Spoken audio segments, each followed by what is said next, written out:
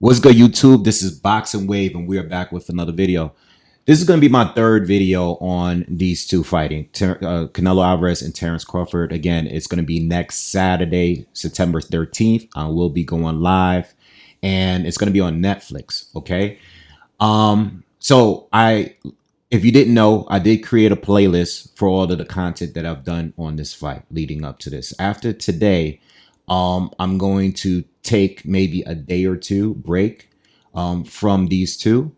And I'm going to focus on some of the other upcoming fights too, because I want to get them out of the way before I finish out the final breakdown videos, which is going to be more on strategy and styles and stuff like that.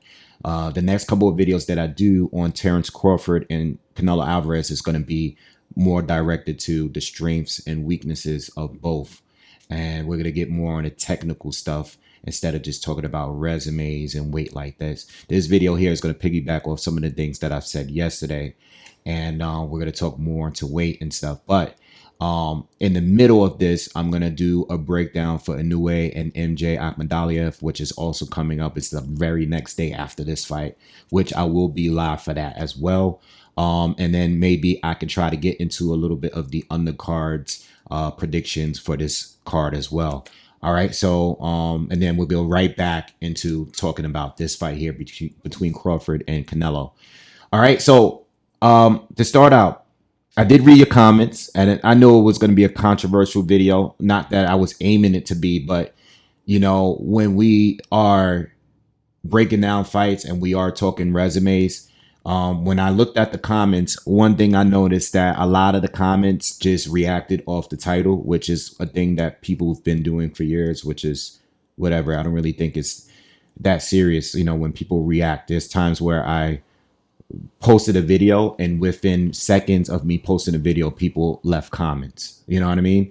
So there's a lot of people out there that just react off titles. They didn't really listen to what I'm saying. But for the people that did listen to the video and disagreed, I don't mind people disagreeing.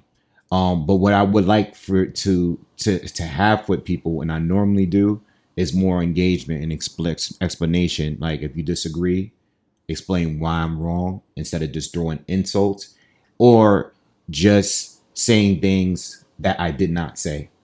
I think I was pretty clear in what I said.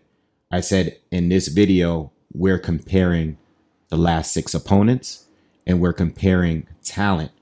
The video wasn't about size, you know? So I think people that defend Canelo or support Canelo, they stick to size when it comes to everything. And what I'm saying is, if we're looking at the opponents that Canelo faced recently, I don't think they're as talented as this last 6 opponents for Crawford. Now, I know Canelo has been more active, and that's a plus. But is it a plus? We'll get more to that when we break down this fight further. But I think I was pretty clear in what I said. And when I see some of the reactions, I'm like, you're reacting and you're saying things that I never said in this video. I made it very clear early on that when it comes to overall career and resume, Canelo has the better body of work. But when we're talking about career and we're talking about what have they done lately, when it comes to talent, I don't think Canelo has fought the better fighters in the last 6 or so fights since he lost to Bivol specifically. He's been more active, but he's been active fighting lesser opponents. Again, Crawford is the second guy that he's brought up from 2 divisions. And even though Canelo is considered smaller at 168, he's been fighting there for how many fights now? Like he's been fighting at the division for a while, you know. I mean, he fought at 175 back in 2019. So it's been some time since he's been fighting at this division, you know, and he fought at 168 before that. He's fought above 160, starting with Julio Cesar Chavez Jr. back in 2017. So that was 8 years ago, you know. So, you know, again, at the end of the day, guys move up in weight. You know, Crawford is, this would be his 6th division because he skipped middleweight to fight Canelo, but he's already become a champion at 4 different divisions. He's moving up and he's beating guys that are bigger than him because he's better than him. Same thing with Canelo. Same thing with Alexander Usyk and what he's done at the heavyweight. He's big, he's smaller than all of those guys, but he's able to beat them because he has the better skills. He has more ability than them. And that's why people believe that Crawford is going to win this fight, because it's not simply on size. It's not all size. And this is why the betting odds are as close as they are. We have not seen a guy move up from two divisions down, going in to fight damn near even. You know, again, Bivol and Canelo wasn't even or near it. This fight is even, and we're talking about a guy that's moved up two divisions. You know what I mean? So we'll talk more about that later. This video is more about weight and power. And I'm not gonna lie, man. What motivated me to make this video here is because I watched the Jermell Charlo fight last week. I rewatched it. I never watched that fight again in like fully. Like I might have watched some highlights or whatever, but I never watched that fight again since the night of the fight. Because not that I thought Charlo was going to win, because I predicted him to lose, but it was because you know, it just was a slaughter. Like it was a dominant performance by Canelo. You know what I mean? Charlo really didn't do anything in that fight, and I just never went back to watch it. You know what I mean? I didn't think there was any point, because there was nothing that I learned, or it was just nothing good about a fight. It wasn't a good fight. Charlo, 90% of the fight did kind of run. But when I watched it the other day, I said, all right, you know what? I gave more credit to both fighters, because even though Charlo ran for the most part of it, I think he still tried. I think he really just felt the power. Not only did he feel the power, but he was also this inferior boxer. It's not just him moving up in two divisions. It's not about him just being a smaller guy. I just think he was inferior as far as everything. You know, I just don't think he just have the ability that Canelo has. I think Canelo and Charlo, I think Canelo has every advantage over Jermell Charlo. Every advantage. I don't think there's anything that I can give Charlo. I mean, he might be lighter on his feet, but you know, that's it. You know what I mean? I think Canelo, even though he's flat-footed, he fights very well as a flat-footed fighter, and I think he's very good at cutting off the ring outside of the William Skull fight, right? So when it comes to weight, when I watched that fight the other day, I was like, damn, this is what Canelo looks like when he doesn't respect his opponents. I believe that since he lost to Dimitri Bivol, I think that's the most dominant he's looked in any other fight that he's had. In any other fight. And you can blame the opponent, who just didn't have anything for him. I mean, Charlo would stop at times and catch him with hooks on his way in, you know, throw some combinations, but it had zero effect. And I think Charlo felt like when he normally fights these guys at 154, they feel his power.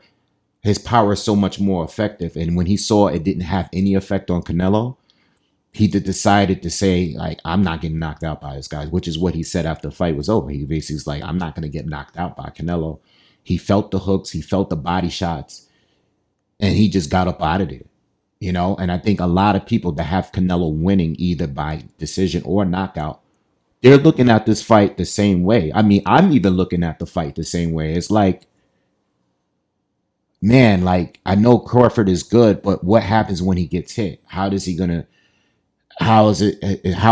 affect him? You know what I mean? Because even though I'm sure Bud is sparring with bigger guys, you know what I mean? Steven Nelson, and I'm sure he has others in his camp that he's prepared with throughout this camp that are even much bigger than Canelo. And I understand that. But when you're in there with a guy that's literally trying to knock you out, and it's Canelo Alvarez trying to knock you out, you have to wonder, like, for a guy that's coming up for his first time here, how is he going to be affected by the power of Canelo and the size of Canelo?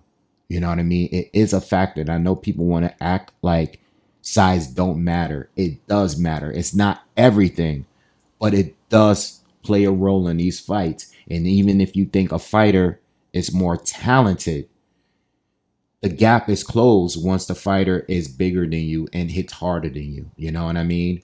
And we can't ignore that. No matter which direction you're going in the fight, we cannot ignore that. What we don't know about Bud is how he does at this level, two divisions up from where he just fought at, you know? And not only that, he's going to be 38 years old this month. He's going up two divisions. He's building muscle. He looks physically building. I mean, he looks physically bigger. I know he's been preparing for this fight. All right. And there's a lot of unknowns here. When people say you're inactive, does that necessarily mean it's a bad thing if you live in a gym? If you're preserving yourself, if you're avoiding wear and tear as you age because you're only fighting once a year, but you're staying fit, you're keeping sharp in between, is it necessarily a bad thing? We won't know until we see this fight. But I don't think there's a direct answer to that. You know what I mean? Because Crawford, even though he hasn't fought that much, and he was inactive going into even like the Spence fight, for example. You know what I mean? He wasn't that active, but it didn't really matter when they actually fought. Spence, as a welterweight, fought better welterweights, but it didn't really matter when they actually fought. You know what I mean? It didn't matter at all. Crawford, is the weight going to be too much for him? Not from Canelo and his power, but the constant movement. I'm thinking Crawford is going to be doing a little bit of what we've seen in the Victor Postal fight and the Felix Diaz fight. Fights where he wasn't engaging as much. You know what I mean? He was using his distance. He was keeping his opponents at the end of his jab and moving and circling around the ring. I'm expecting that version of Crawford. I think Postal and I think Felix Diaz and maybe I'm sure there's some fights up there in welterweight that I can use. I think a little bit of the Sean Porter fight, a little bit of the David Avanesian. Avanesian was coming straight at him in a high guard. So, even though Crawford was fighting as a righty in the earlier rounds, I think so some of the definitely the Jeff Horn fight, because Jeff Horn was just charging straight at him. You know what I mean? And Crawford was circling around him, spinning him around and stuff like that. I think those are the styles. I'm not expecting Crawford to fight the way he fought Errol Spence or Egis Kavalaskas. You know what I mean? I'm not expecting him to be kind of like trading and stuff like that, unless there's an opening to do it. You know what I mean? I'm not expecting him to just come in there and just straight try to walk Canelo down. I don't think he fights like Floyd. I think Floyd was smaller than Canelo. Canelo had a favorable size over him on fight night.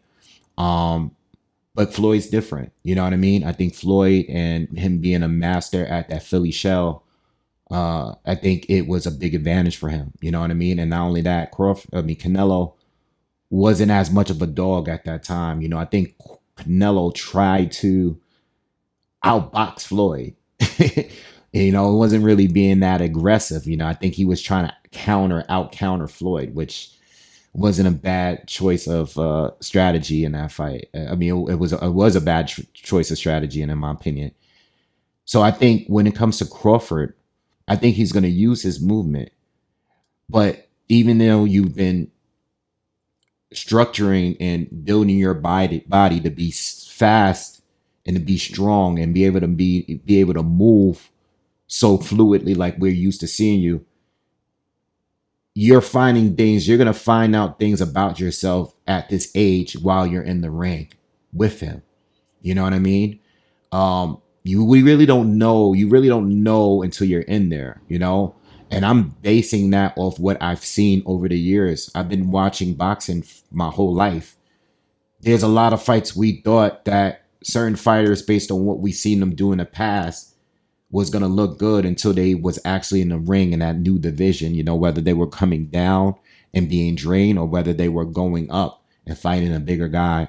We don't really know what you can do for as long as possible. And even though Crawford has always been cardio wise, he's always been good. He's never had a guy like Canelo hunting him down while trying to outbox, outmaneuver, you know what I mean? Counter.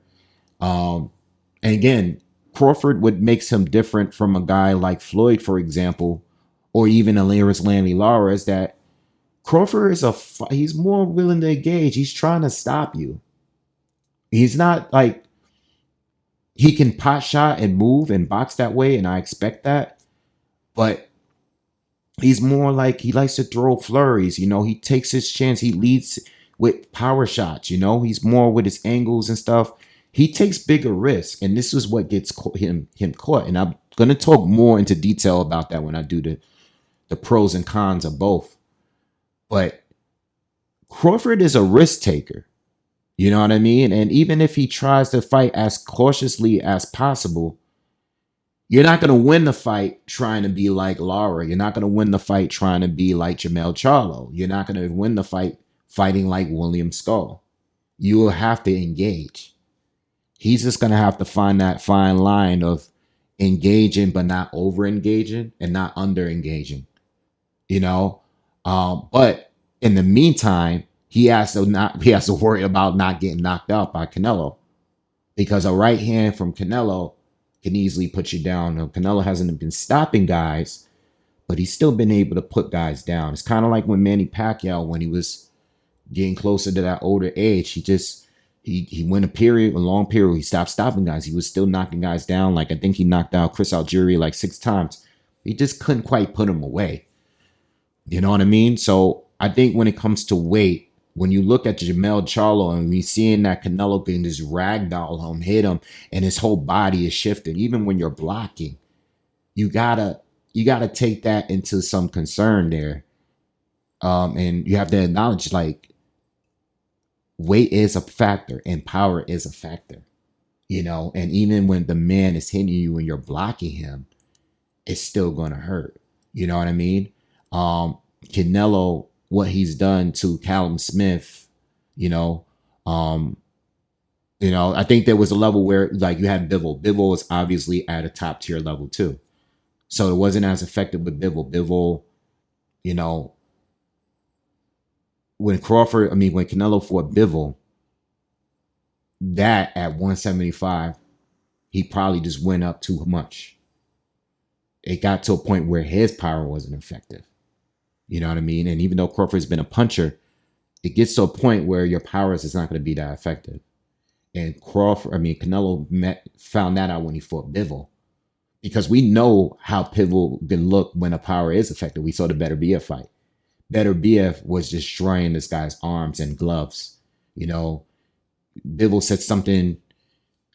Better BF was hitting him so hard that his knuckles felt like they were about to bust through the gloves just from blocking. You know what I mean? Or he says his arms was in so much pain. He didn't say that when he fought Canelo. Because there's a cap at the top tier. Yes, Canelo could probably beat some guys at 175, but you're fighting one of the best in the world in a division above the division where you're already smaller at. You know what I mean? I know I'm bringing up a lot of points, but when it comes to the weight thing, you know, I'm giving you examples of how weight can be a problem. You know, Better BF is an all, you know, he's a pound for pound puncher. He's probably the hardest puncher, one of the best, hardest punchers pound for pound in the sport. And we saw what he did to Bivol as opposed to what Canelo was doing to Bivol. You know, so I think there is a cutoff point, and if you are rooting for Crawford, or if you're picking him to win, you got to understand that we don't know how he's going to react to the power, but we don't know just because we see him look bulky We don't know how effective his punches is going to be, especially against a guy that has one of the best chins in boxing. If Triple G couldn't crack him, it's like kind of really hard to call. You know what I mean? When it comes to power. I'll say this, and I'm going to end the video with this because it's already way too long again. I think the least